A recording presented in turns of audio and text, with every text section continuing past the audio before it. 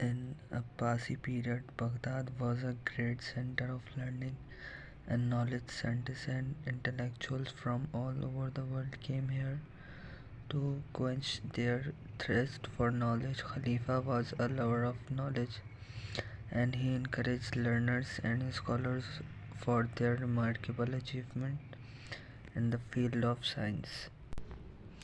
Abu Ali Hassan was born in Basra, a renowned city in Iraq. He was a great scholar of physics, mathematics, engineering, astronomy, and medicine. He wrote many books on various subjects. His books on optics, Kitabul Manazir, gained great reputation among scholars.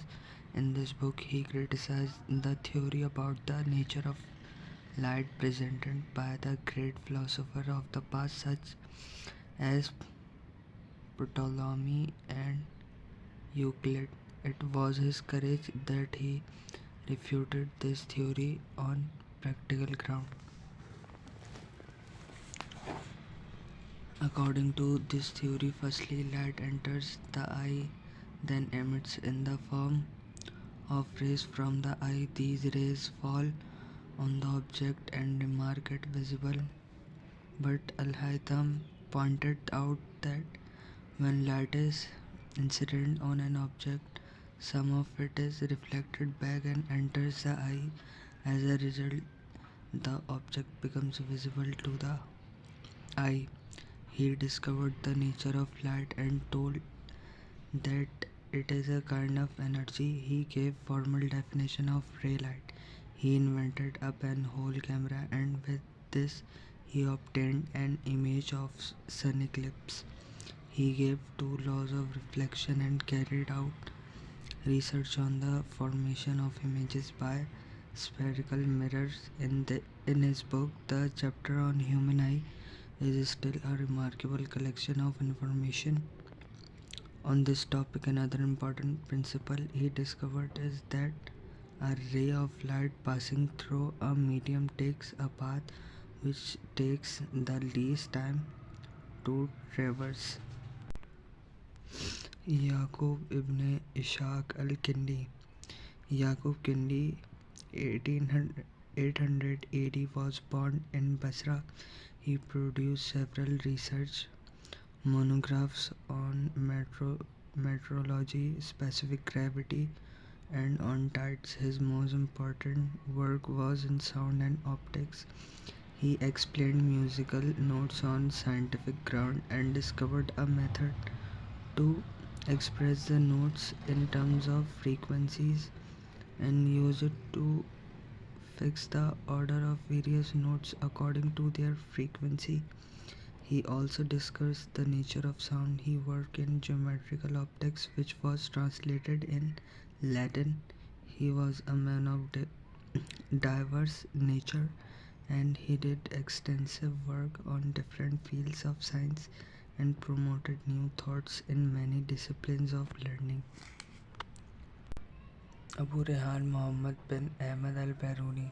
Al-Biruni was born in a small town, Beirun, in present Afghanistan in 973 AD. He was a great scholar of his time. He wrote more than 150 books on various subjects such as mathematics, physics, cosmology, geography, history, culture and civilization, archaeology, comparative religions, geology, chemistry and biology, etc.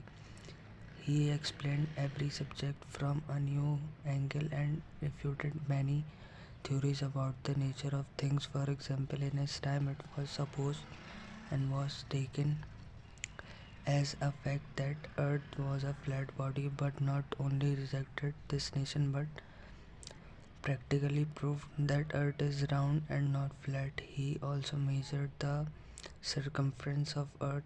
He discussed is around and not he discussed the movement of the sun and the moon, the phases of the moon and also the movement of the planets known in those days. He gave the method determining the longitude and latitude of a place. He also found densities of various metals. While he was in Pind Dadan Khan, a village in Pakistan, he determined the circumference of the earth by his own invented method. He told that the earth is floating in space just like a grave floats in water. He rejected the notion that earth was stationary body in the universe. He it was he who disclosed that Indus Valley was once the basin of an ocean. It was gradually filled up by mud. Now it has been confirmed by modern geologists.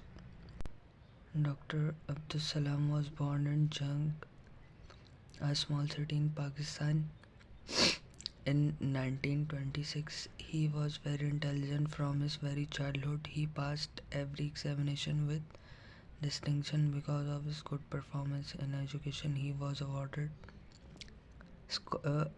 scholarship for higher studies in UK. He came back in Pakistan in 1950, but he again went to UK to promote his research work. He was awarded Nobel Prize in Physics in 1979 for his work on Grand Unification Theory (GUT). He established International Center of Theoretical Physics at